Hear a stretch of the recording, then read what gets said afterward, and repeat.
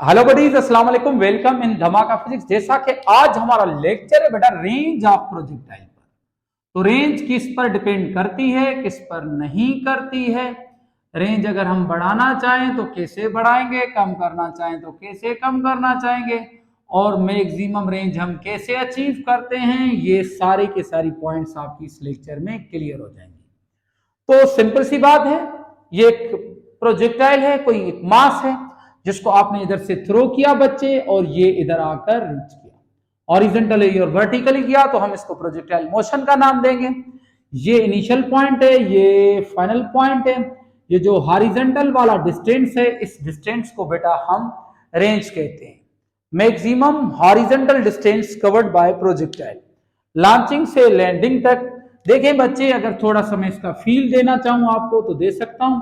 ये एक मास है, आपने इधर से ऐसे फेंका, ये फर्स्ट टाइम आपने ऐसे फेंका, दूसरी टाइम आपने इस तरीके से फेंका।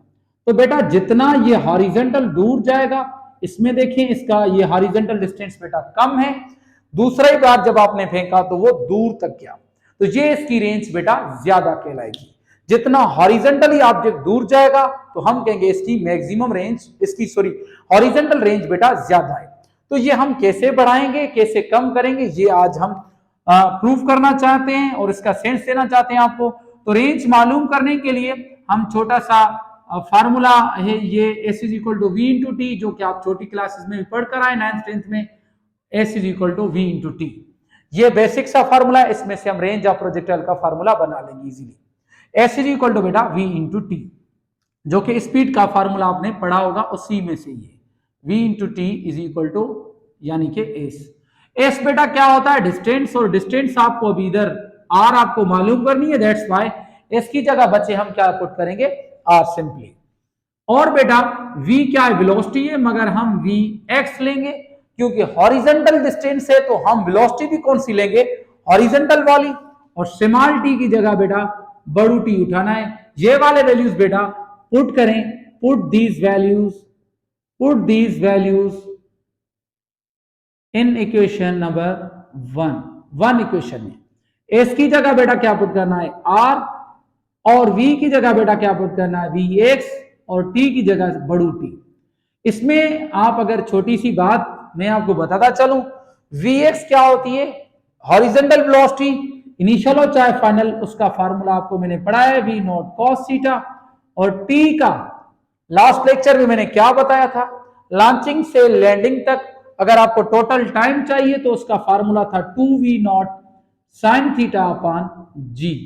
ये दोनों वैल्यूज बेटा इसमें अगेन पुट करें, आर सेम।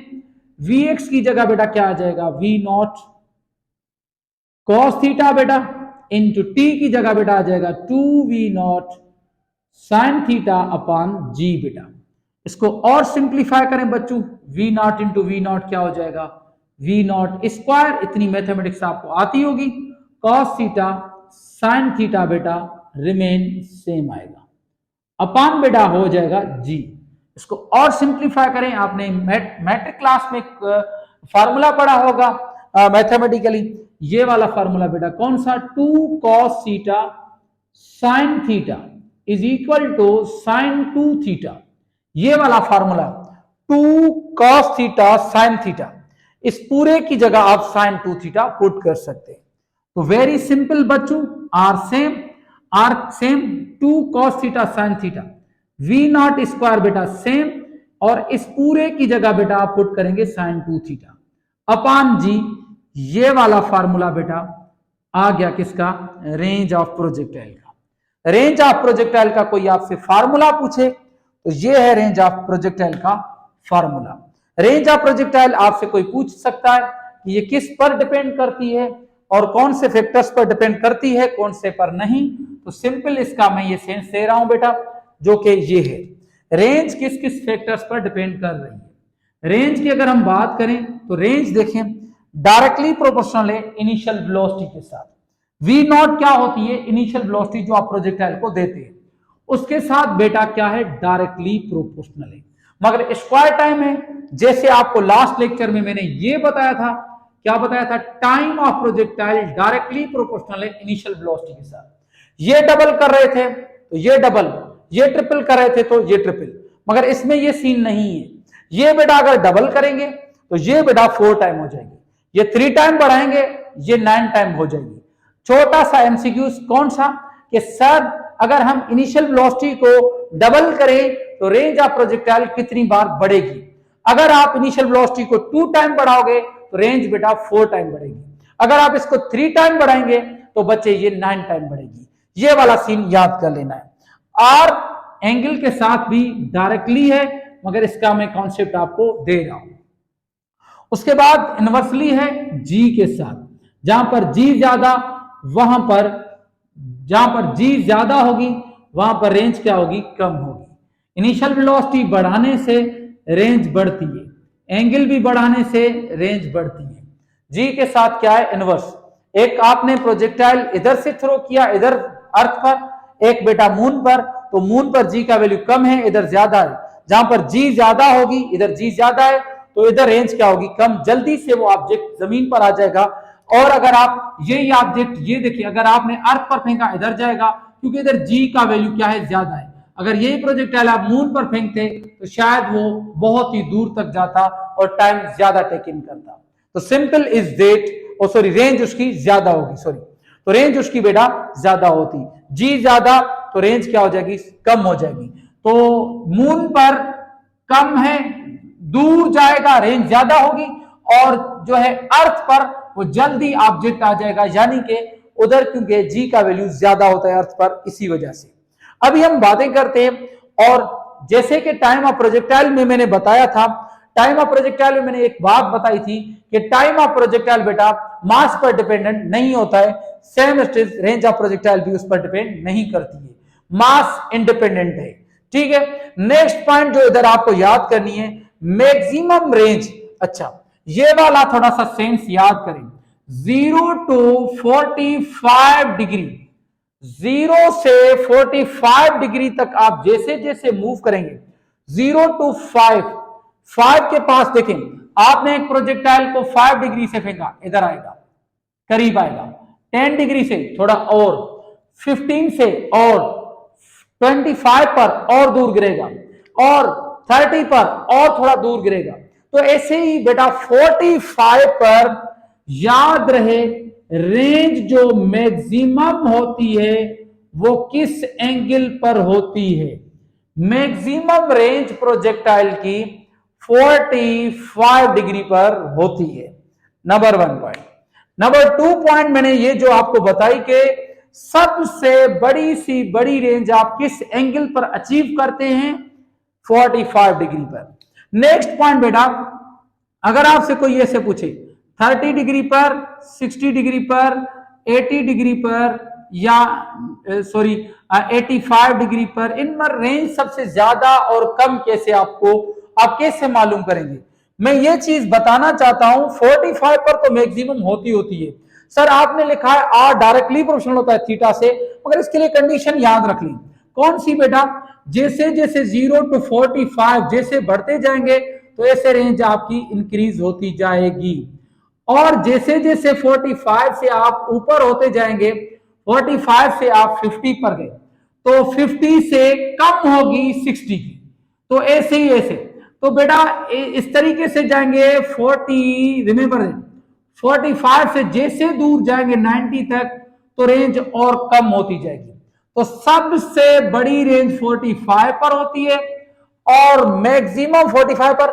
45 से जैसे आप एंगल को बढ़ाते जाएंगे रेंज कम होती जाएगी। इसका छोटा सा मैं फील दे दूं कि भाई रेंज किस पर ज्यादा होती है, 60 पर, 80 डिग्री पर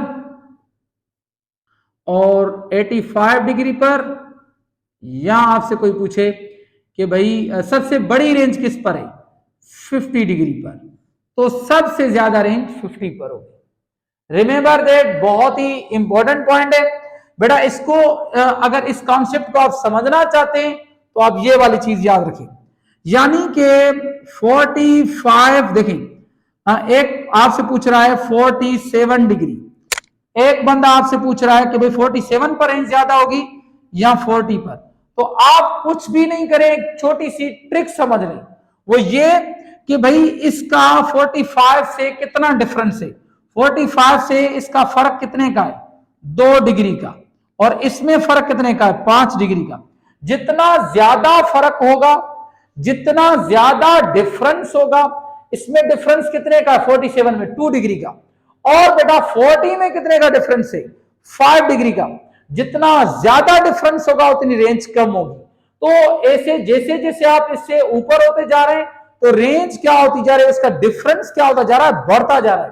तो इधर से आप जैसे इधर आ रहे हैं तो डिफरेंस क्या होता जा रहा है? कम होता जा रहा है। जितना डिफरेंस कम होगा उतना उसकी रेंज ज्यादा होगी। तो इन दोनों में से रेंज किसकी ज्यादा होगी? 47 पर, क्योंकि इसमें डिफरेंस 45 से बहुत ही कम है, 2 डिग्री का जस्ट। इसमें कितने का डिफरेंस है? 5 डिग्री का। तो एक छोटा सा अगर एमसीक्यूज आपसे कोई पूछे इन एंगल में से बताएं कि भाई रेंज किसकी ज्यादा है, 40 डिग्री, 60 डिग्री, मैंने उधर भी लिखी थी। चले एक और आपको प्रैक्टिस करवाता हूं। 25 डिग्री, 30 डिग्री, या आपसे कोई पूछे 65 डिग्री, या आपसे ऐसे पूछा जाए 75 डिग्री। तो अकल इस्तेमाल करें, बहुत ही सिंपल सा और सेंस सा। इसमें 45 का कितना डिफरेंस है? 20 डिग्री का। भाई 25 में क्या प्लस करें कि भाई 45 बनेगा? 20 प्लस करें तो 45, यानी 25 और 45 के बीच में कितने का डिफरेंस है? 20 का। इधर बचे, इधर कितने का डिफरेंस है? 15 डिग्री का। इधर बचे बताएं कितने का डिफरेंस है? 25 का, सॉरी 5, 25 और इधर है 30 डिग्री का डिफरेंस। और बेटा इधर बताएं कितने का है? आई थिंक दैट 5, 35 और ये हो गया 40 का डिफरेंस। सबसे ज्यादा डिफरेंस किस पर है? इस पर। तो सबसे मिनिमम रेंज इस पर होगी। मिनिमम रेंज अगर कोई पूछे इनमें से सबसे कम रेंज किस पर होगी? 75। और इनमें से मैक्सिमम में मैक्सिमम रेंज इस पर, सॉरी 15 डिग्री वाले पर, 15 डिग्री वाले पर सबसे मैक्सिमम रेंज होगी। तो दो एंगल की रेंज कब सेम होती है और उसके प्रॉब्लम्स कैसे सॉल्व करेंगे एक और लेक्चर में मैं जरूर मेंशन करूंगा।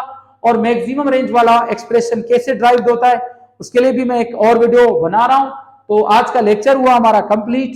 हमारी अगली वीडियोस के लिए हमारे चैनल को सब्सक्राइब करें, कमेंट करें, लाइक करें, शेयर करें। Thank you, Allah Hafiz. Thank you बेटा। तो लाइक और शेयर ठोक दीजिए, महाकाल का दबा के लाइक और शेयर ठोक दीजिए, 5000 लौटे दिख जाना चाहिए।